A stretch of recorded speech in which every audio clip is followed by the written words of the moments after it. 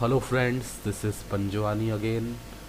Friends, आज मैं आपको बताऊंगा कि कैसे आप पीएचपी में एग्जिस्टिंग डेटाबेस के अंदर कोई टेबल ऐड कर सकते हैं। ठीक है, जैसे आपको मैं एसक्यूएल फाइल प्रोवाइड करता हूँ। ठीक है, आप मुझसे जो भी प्रोजेक्ट परचेस करते हैं तो मैं आपको एक एसक्यूएल फाइल देता हूँ जिसमें ऑलरेडी क्वेरीज लिखी होती हैं। इसमें ये क्वेरीज लिखी हुई हैं, डेटाबेस क्रिएट करना है, उसी डेटाबेस को यूज़ करना है, उसके अंदर ये वाला टेबल क्रिएट करना है, फिर ये डेटा इंसर्ट करना है, फिर एक और टेबल क्रिएट करना है। तो अगर आपके पास ये एसक्यूएल फाइल है और ये आपको इंपोर्ट करना है तो सबसे पहले तो आपको जैम्प स्टार्ट करना पड़ेगा।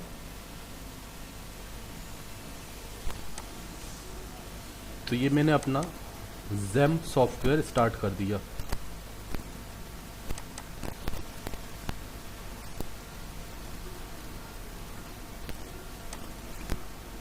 ठीक है, अब जैम्प स्टार्ट होने के बाद मैं ब्राउज़र ओपन करता हूँ और यहाँ पे टाइप करता हूँ लोकल होस्ट।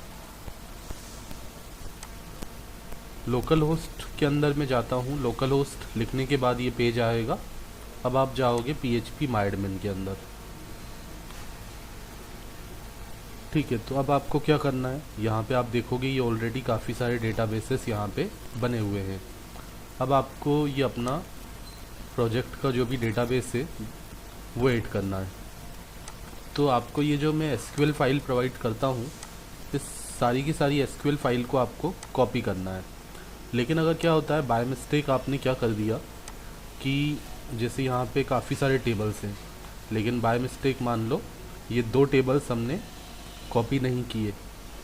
ठीक है, इतना हमने कॉपी कर लिया। तो आपको क्या करना है, यहाँ पे जाना है एसक्यूएल में और यहाँ पे आप इसको पेस्ट कर दोगे। आपको अलग से कोई पहले डेटाबेस क्रिएट करने की ज़रूरत नहीं है, क्योंकि यहाँ पे मैंने लिखा हुआ है क्रिएट डेटाबेस, डेटाबेस का नाम।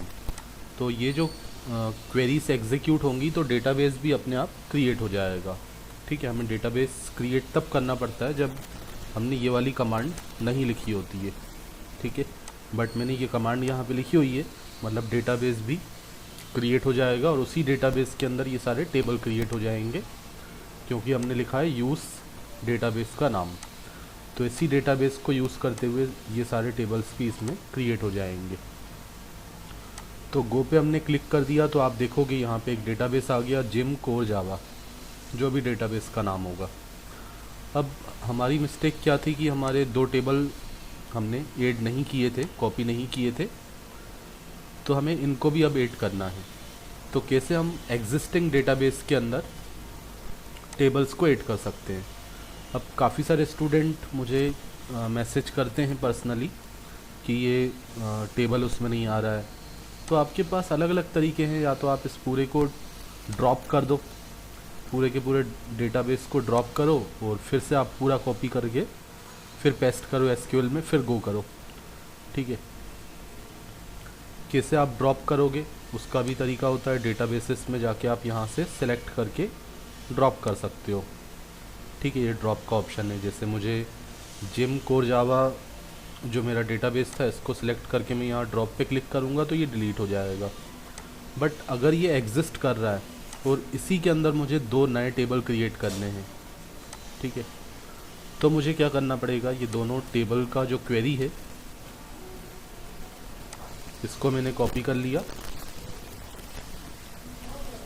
एंड यहाँ जाके अब मैं जाऊँगा एसक्यूएल के अंदर। लेकिन आपको ध्यान रखना है कि आपको जिम कोर जावा, ये जो डेटाबेस है, इसके अंदर ये दोनों टेबल क्रिएट करने, तो आपको इसी के अंदर जाना है। यहाँ पे ये सिलेक्टेड होना चाहिए जिम कोर जावा।